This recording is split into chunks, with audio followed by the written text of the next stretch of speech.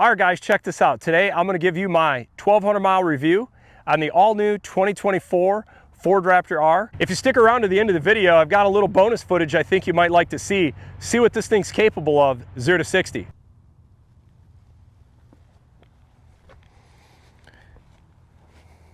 All right, so I finally have over 1,000 miles on the truck. 1,254 miles. Okay, now that I got some more seat time, and I broke 1,000 miles in this truck, I feel like I can give a little bit more of a perspective on this truck and just my thoughts on it. So this is Raptor number 6 or 7 for me.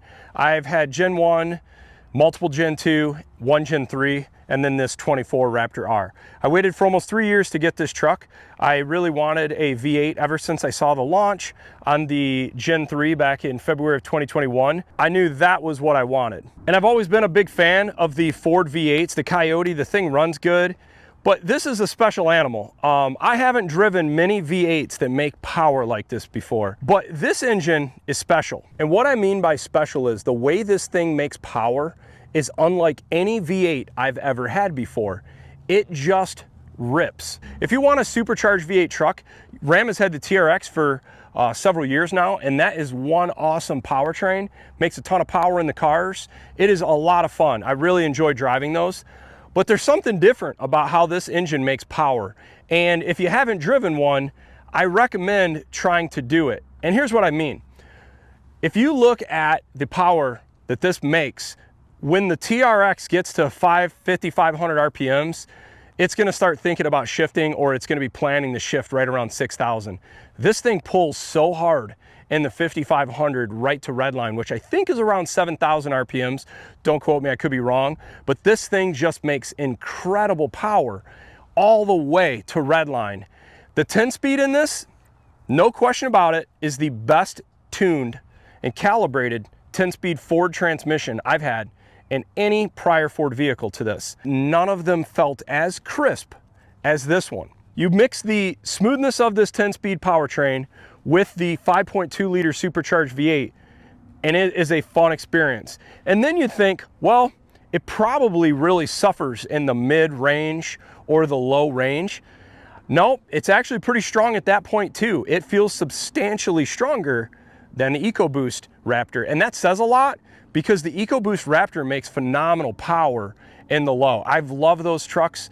They're absolutely impressive for how small of an engine they are. Now we move to suspension. This is my 3rd generation of Fox live valve suspension technology, 2019, 2021, and now 2024.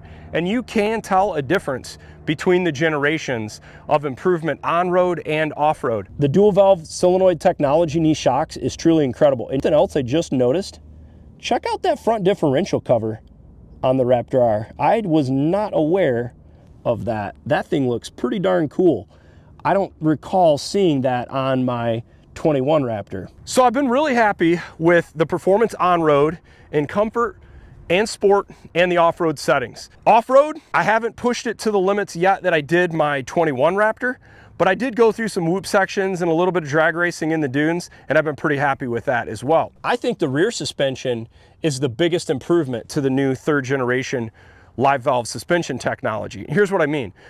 When you go down the road and you hit expansion joints, my 21 felt like it would kind of like chatter a little bit more. This feels more composed. So I don't know if that's part of the suspension change calibration or this new 3rd generation dual valve solenoid that keeps the truck more planted on the road. But regardless, on road, it does really well. So I've taken it to the dunes. I've been very impressed with how the suspension is, how the performance of the engine is. I mean, I've been driving this kind of foolishly, to be fair. I mean, it's just so hard to just drive it regular because it sounds so good. It's so fun, especially when you put it in sport mode. It almost begs for you to get into the throttle. Exhaust sound, it sounds great.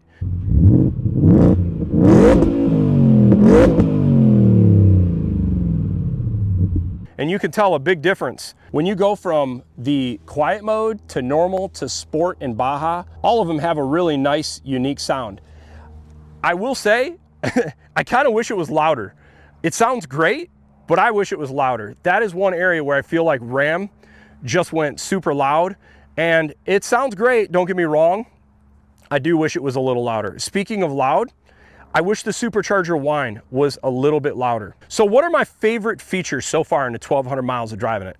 Hands down, it's the engine. This thing is a blast to drive. It makes great power. If I drove my EcoBoost like I'm driving this, I bet they'd be pretty similar fuel economy.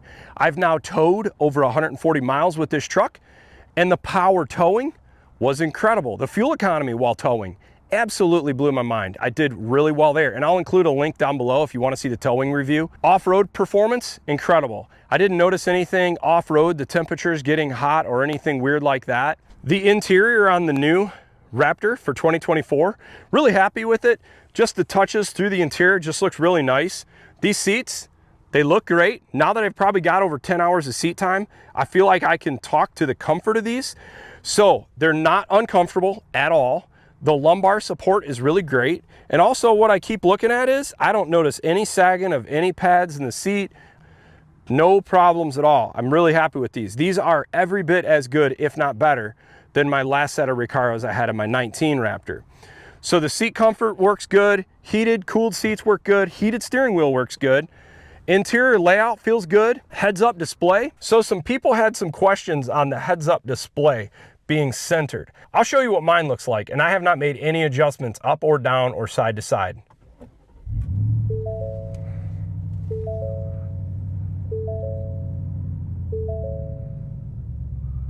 So you can kind of see right there, I don't see any issue of anything being off center or anything like that. It seems like it's right in the center. If anything, like I'm looking center my gauges to the center of the heads up, and it looks, I'd say I'm looking at my seat, it looks like it's kind of centered with my seating position. Stereo. So I'm not super picky when it comes to like audio and whatnot, because I'm just typically listening to podcasts or nothing too crazy. But what I would say is the audio in this thing, I think sounds a lot louder than my last 21 Raptor. And the 21 Raptor actually had the headrest speakers. It just sounds decibel reading wise a lot louder. Overall layout of the dash looks good. I think this new instrumentation panel setup seems decent. This is my favorite view. This is called Performance View. I actually added this performance indicator at the very top. How cool is that? So if you're doing manual shifting or drag racing or whatever you're doing, it kind of gives you a cool little feature there. Temperature-wise is coolant, always typically below 210. Intake air temps, that's about the highest I've ever seen it. This thing's been heat soaking in the sun, and it's still not very hot. Now, I will say oil temp. So I'm at 204 right now, but I've seen this consistently when I was towing about 242, while my coolant temps were about 204. So I don't know if that's standard with these motors or not. I'm gonna compare that and try to look back with some of the stuff from my 21 Raptor to kind of see how it compares. Aux switches, I've got aux 1 on my fog lights. I've not done anything yet with any of the other aux features, but I do plan to do that.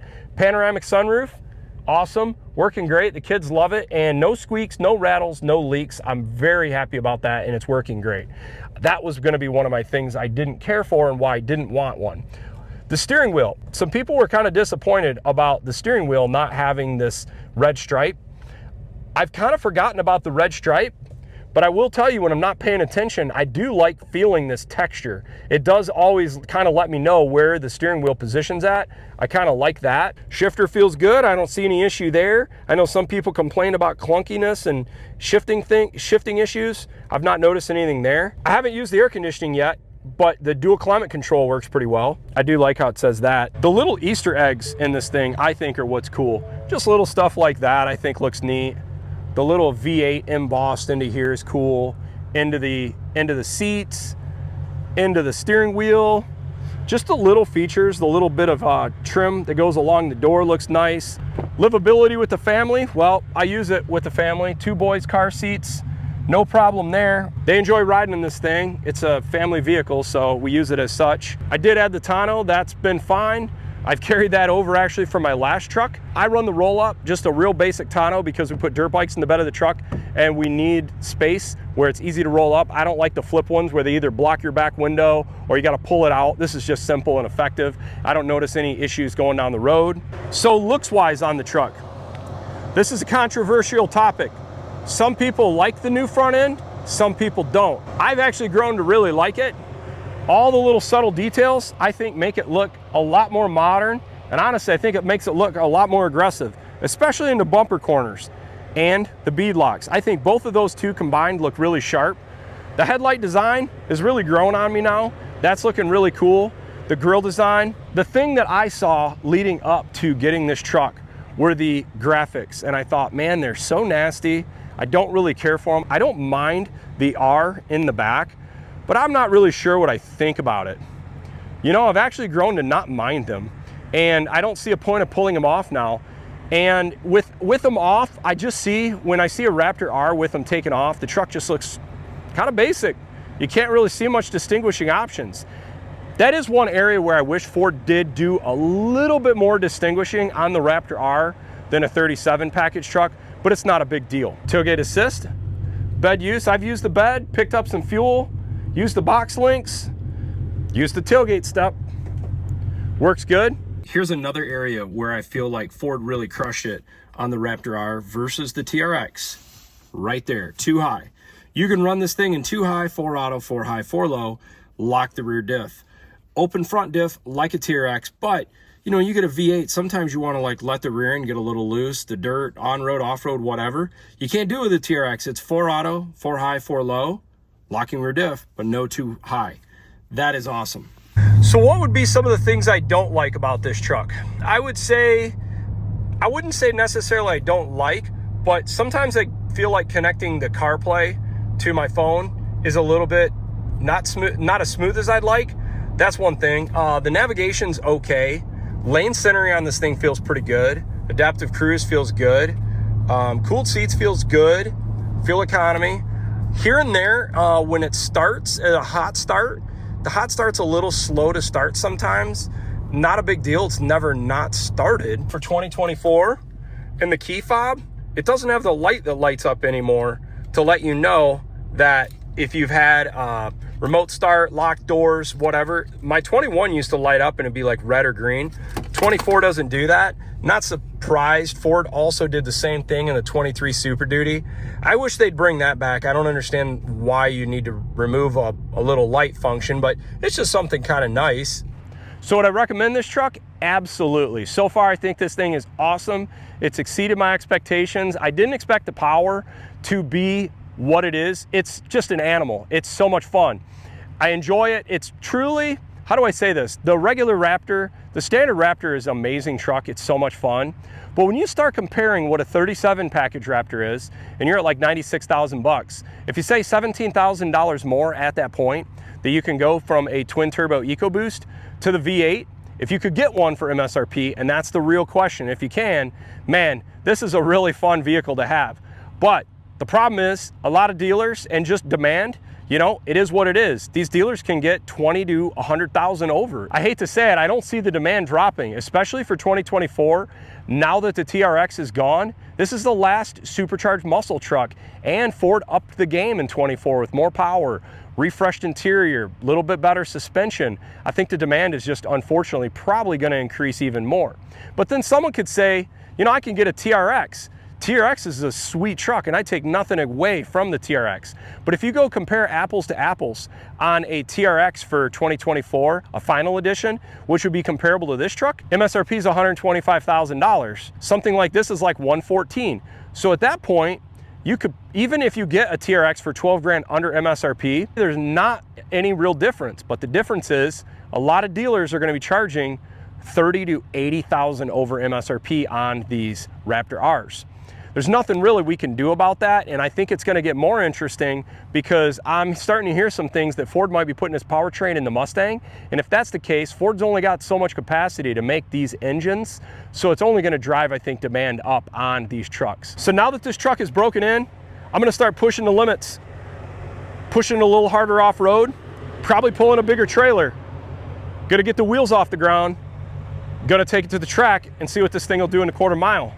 Plan to race it against the 23 Raptor R, TRX, and also a turbo Grand Cherokee with a 426. We're gonna have some fun with this truck. I wish I could tear this area up here, but unfortunately I cannot. Could you imagine that?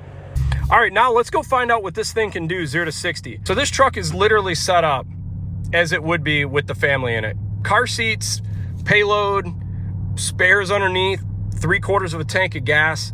I'm not trying to cut weight to see what kind of numbers I'm gonna get. So I'm gonna be real curious to see what this truck will do 0 to 60. 93 octane with 1,200 miles on the truck.